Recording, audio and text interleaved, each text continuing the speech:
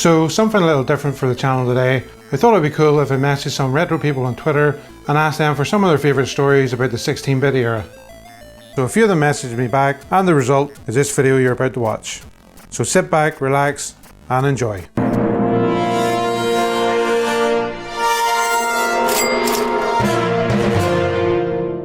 Now one story instantly springs to mind, and it's about Sonic the Hedgehog 3, which I think we can all agree is an absolutely fantastic game. So, it was my birthday, not sure of the year, not sure of the age, but my dad offered to take me to the shop to buy a new game.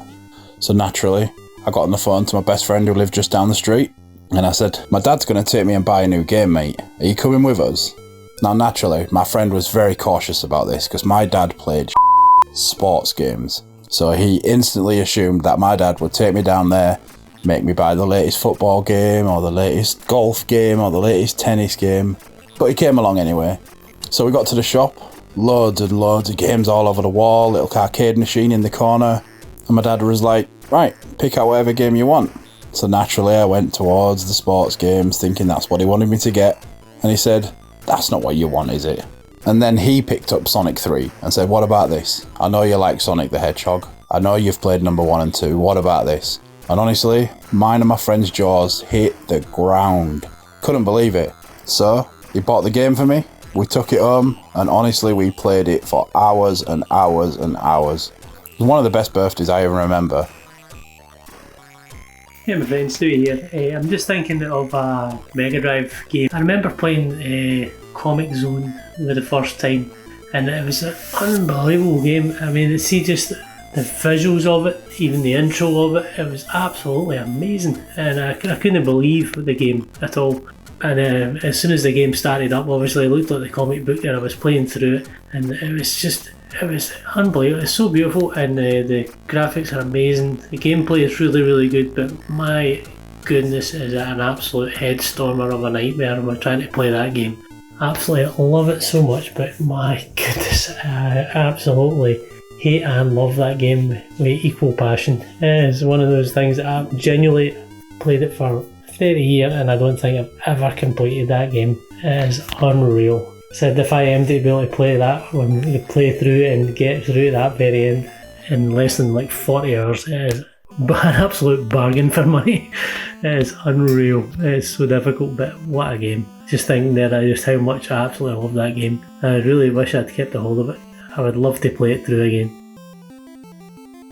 Hi guys, Sam here from Super Nerds Gaming, and I've been asked to talk about a Mega Drive game today. And the Mega Drive game I am going to talk about is Splatterhouse on the Mega Drive, or Splatterhouse 2 even.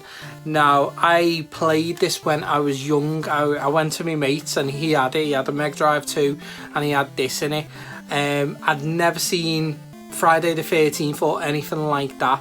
I was still very new to horror back then, and we put this on and I was just amazed of the gore level in this game. I mean, you were literally going down, you know, side scrolling with a bat, and you'd whack the enemies into the wall and they'd absolutely just splat into this gore mess.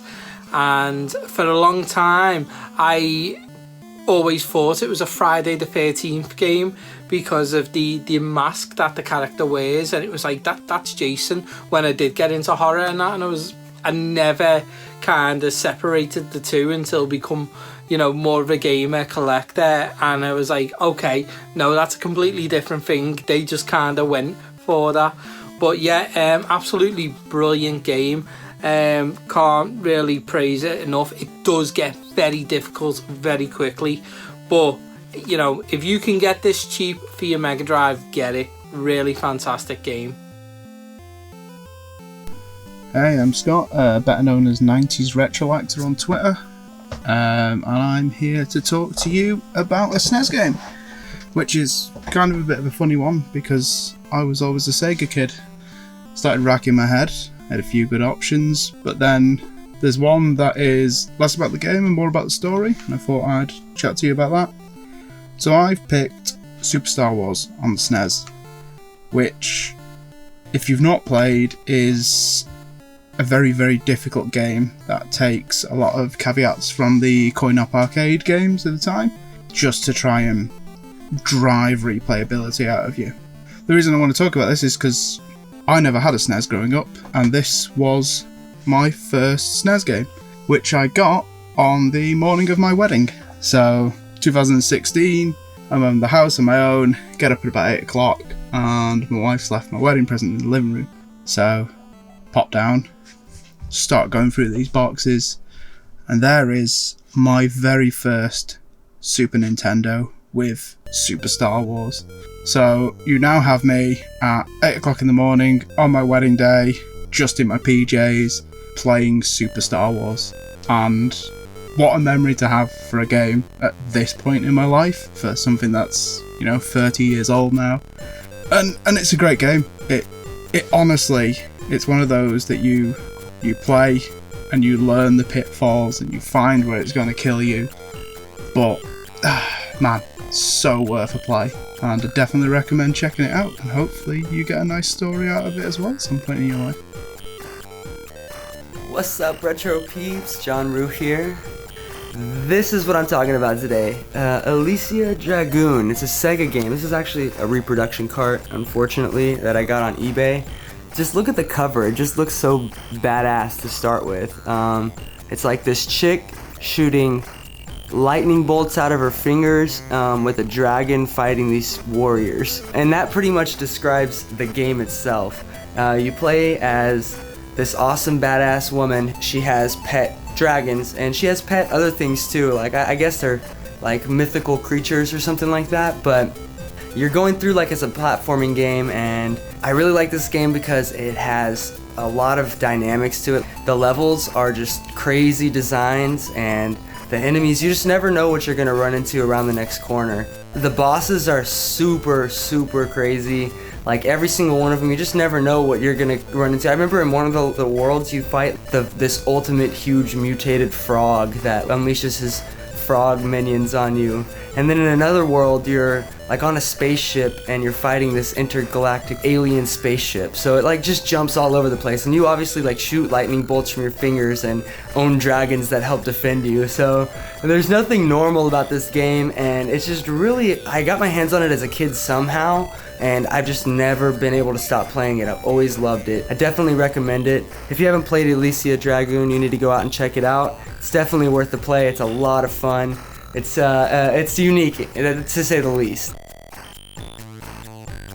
So the game I picked for this video is Golden Axe on the Mega Drive. I've gone with it because it was the first Mega Drive game I ever played. In fact, it was the first 16-bit game I ever played, and I still love it as much this day as I did back then. It stands out for many reasons. The music by Yu Takada is absolutely phenomenal. It works fantastically well. It's a proper orchestral soundtrack to the game as you play through. Every track's amazing. It really, really fires you up, pumps you up for the game. The graphics are decent. They were probably better on the Mega Drive, but considering this came out in 1989, it's really not bad. The standout feature really is the gameplay though. It's so much fun to play. Simple enough. It's a hack and slash. Each character can attack, jump, and has magic. You've got 3 different characters. Each one slightly different, varying from weaker magic and stronger attack, and vice versa. But as you play through the game, the challenge increases fairly. It's challenging without being overly difficult. It's something that I still want to pick up now, and I'll still just go to play a quick level, but I'll end up playing, well, all the way to the end if I can. I couldn't recommend it enough as a great example of the hack and slash genre, a genre which unfortunately really seems to have died out, but one which really needs to come back. The story I'm going to talk about is one I didn't actually know of until very recently, until my parents told me. But one year in the build up to Christmas, all I wanted was a Sega Mega Drive and Sonic 1. Talked about it all the time, dreamed about it as well. Then Christmas morning came, and there it was. Opened it, couldn't wait to get in there, plugged it in, and that was it. Sat there for hours, eyes glued to the screen, this blue hedgehog running left to right. For me, it was just magical. But then, fast forward a few hours, we'll go to my cousin's house to see what they got for Christmas, and first thing I seen when I walked in was Super Mario World on the Snes. Stared at the screen, eager to have a go, and then when my turn finally came, I was blown away. I couldn't believe what I was seeing. There was such variation in the levels, the overworld, all the power up, and then when I seen Yoshi, I just knew I had to have it. I wanted to stay there all day and play it. I actually nearly wanted to take the console home with me, but obviously I couldn't. I went home in tears because now all I wanted was the Super Nintendo and Super Mario World. Didn't look near the Mega Drive for days, but obviously as a console I still love today. But without a shadow of a doubt, Super Mario World on the Super Nintendo is still one of my all-time favourite platformers. And as soon as they announced the Super Nintendo Mini, I knew I just had to have it. And as soon as I got it, first thing I did, booted up Super Mario World and played it through to completion. It's a game that no matter how many times I play it, it's still a blast to run through, and it's well worth checking out. One issue we all have as collectors is sometimes we just don't know what to play. And for me, when I'm sitting in that scenario, I gotta say 99% of the time I'm going to boot up Super Mario World. It's still a blast to play through and still highly regarded as one of the best 2D platformers ever made. So I hope you enjoyed this new style of video for the channel, and I'd like to thank everyone who participated in it, because without them it wouldn't be possible. Links to all their pages are in the description below, so be sure to check them out. Did you play any of these games growing up? Let me know in the comment section below. And as always, happy gaming.